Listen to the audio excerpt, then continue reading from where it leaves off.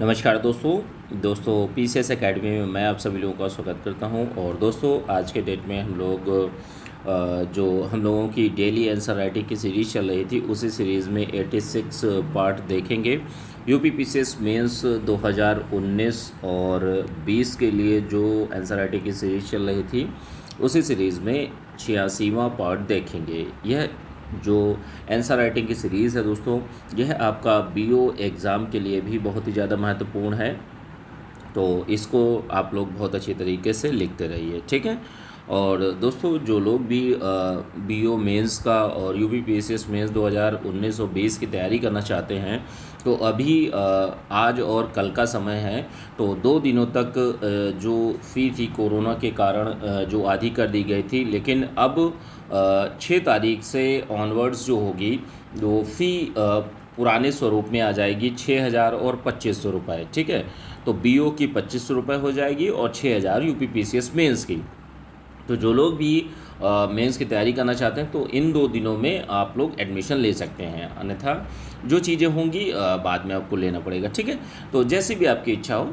चलिए अब लेट न करते हुए आज की जो आंसर राइटिंग की सीरीज़ है उसको स्टार्ट करते हैं। देखिए पेपर फर्स्ट का प्रश्न है, प्रश्न संख्या 171 है और 200 शब्दों सीमा में इस प्रश्न को आप लोगों को लिखना है।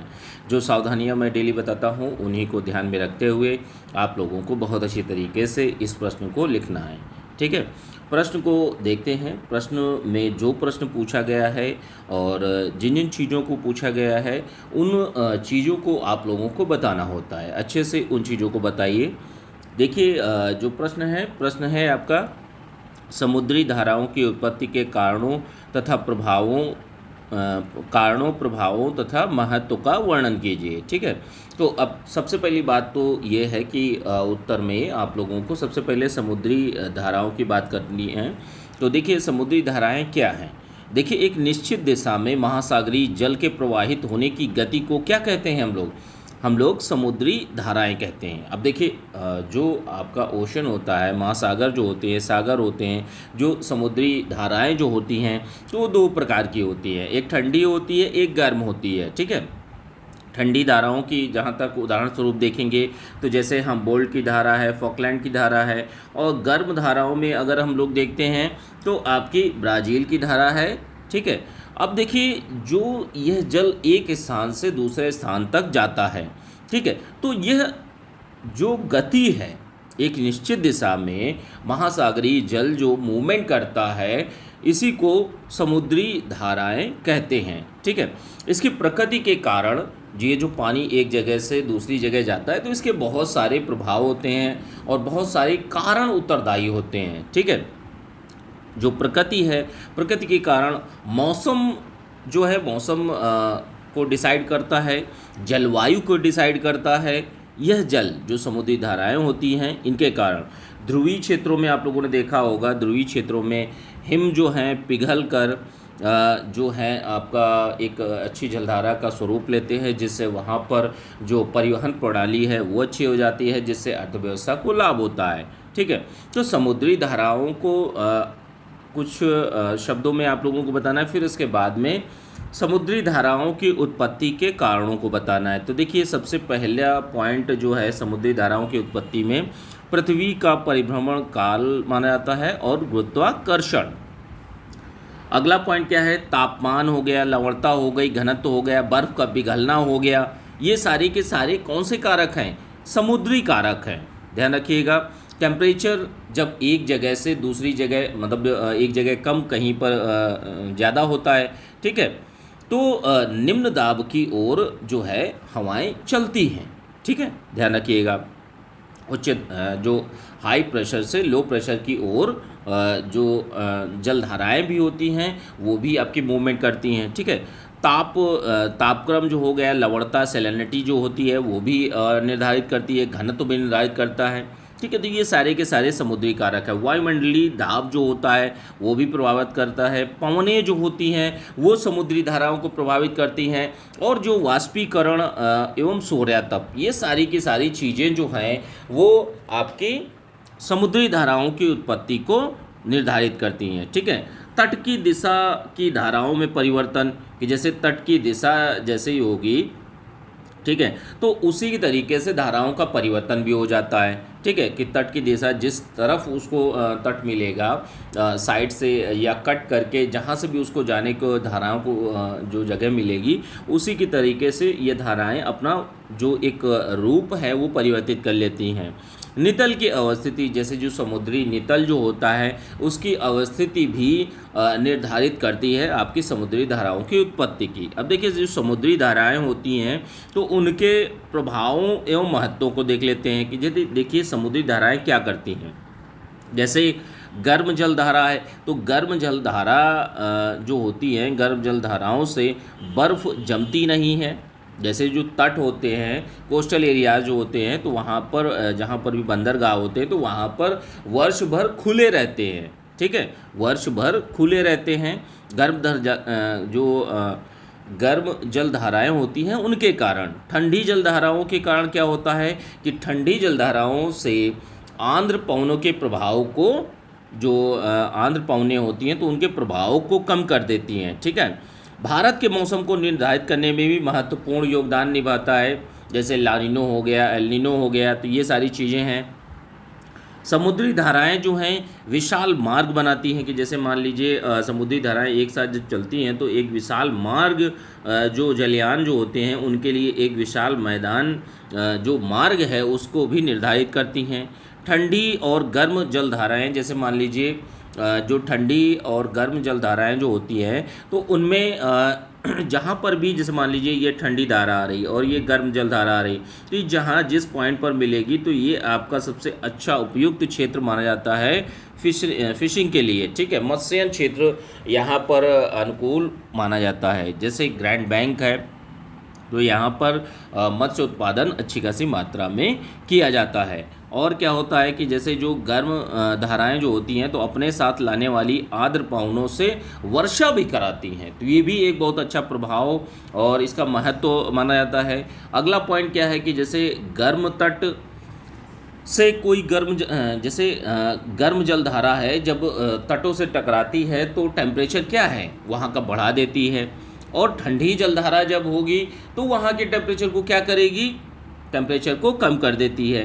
ठीक है, और क्या महत्व होता है कि जैसे कभी कभी होता है कि समुद्री धाराएं बहुत बड़े बड़े हिमशैल लाती हैं। ठीक है, तो हिमशैलों से कभी कभी ऐसी घटनाएं भी घटित हो जाती हैं कि जैसे जो लेब्राडोर धारा थी, तो लेब्राडोर धारा के हिमशैल से टकराने के कारण जो टाइटैनिक जहाज़ था, जो ऐतिहासिक टाइटैनिक जहाज़ था, वो डूबा था। ठीक है, तो ये आपको इन चीज़ों में प्रॉपर रूप से अच्छे से आप लोगों को बताना है। ठीक है, कि समुद्री धाराएं क्या हैं, इसके उत्पत्ति के कारण क्या है और इसके प्रभाव क्या हैं। तो इन सारी चीज़ों को अच्छे से 200 शब्द सीमा में आप लोगों को बताना है। अच्छे से इस प्रश्न को लिखिए। इसके PDF जो है पेड व्हाट्सएप ग्रुप चल रहा है, उसमें आप लोगों को मिल जाएगी। BO का जो मेंस है और जो आपका UPPCS मेंस है, उन दोनों में आप लोगों को प्रोवाइड कर दी जाएगी। ठीक है, चलिए अगले प्रश्न में चलते हैं। कि जैसे देखिए जो दूसरा प्रश्न है दोस्तों, दूसरा प्रश्न आपका पेपर सेकंड का प्रश्न है, प्रश्न संख्या 172 है, 172 है, और 125 शब्द सीमा में इस प्रश्न को आप लोगों को लिखना है। 125 शब्द सीमा में इस प्रश्न को लिखना है।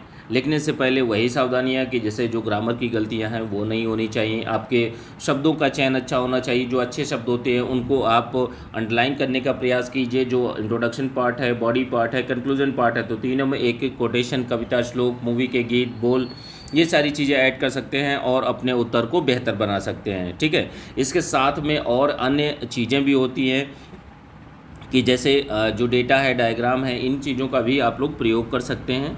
ठीक है, चलिए आज का जो प्रश्न है, दूसरा प्रश्न है, राज्य के मुख्यमंत्री की नियुक्ति का वर्णन कीजिए तथा शक्तियों एवं कार्यों की विवेचना कीजिए। तो देखिए, चीफ मिनिस्टर की नियुक्ति के बारे में आप लोगों को बताना है। तो सबसे पहली बात यही है कि जो मुख्यमंत्री होता है, तो मुख्यमंत्री की नियुक्ति किसके द्वारा होती है, राज्यपाल के द्वारा होती है।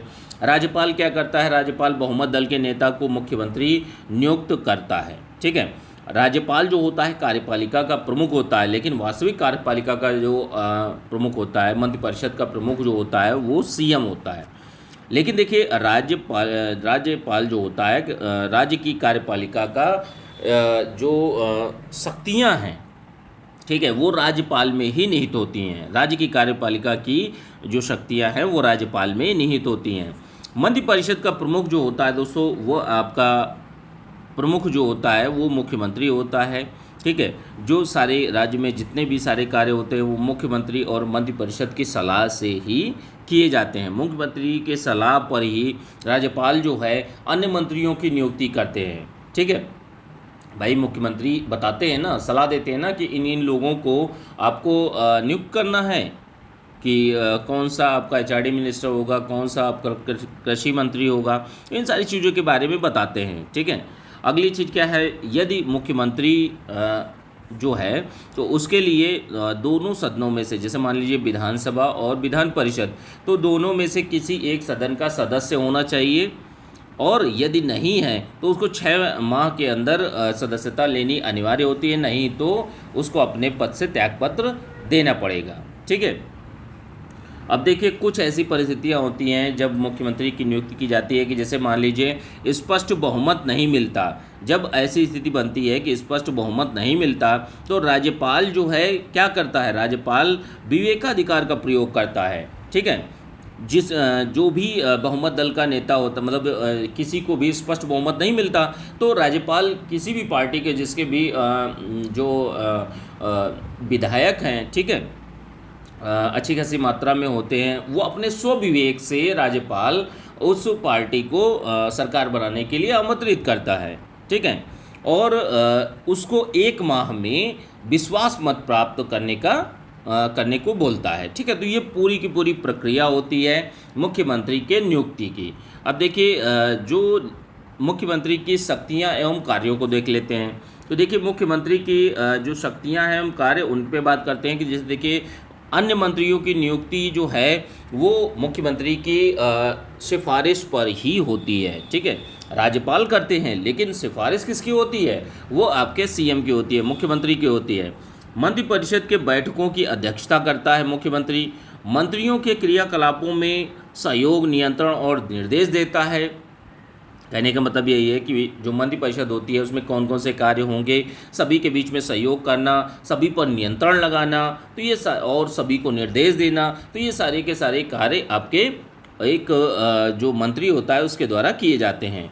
मंत्रिपरिषद और राज्यपाल के बीच संवाद का कार्य करता है। जैसे मान लीजिए ये आपकी मंत्रिपरिषद है और ये आपके राज्यपाल हैं, ठीक है, तो इनके बीच में जो कड़ी का काम करते हैं वो सीएम करते हैं, ठीक है, ध्यान रखिएगा।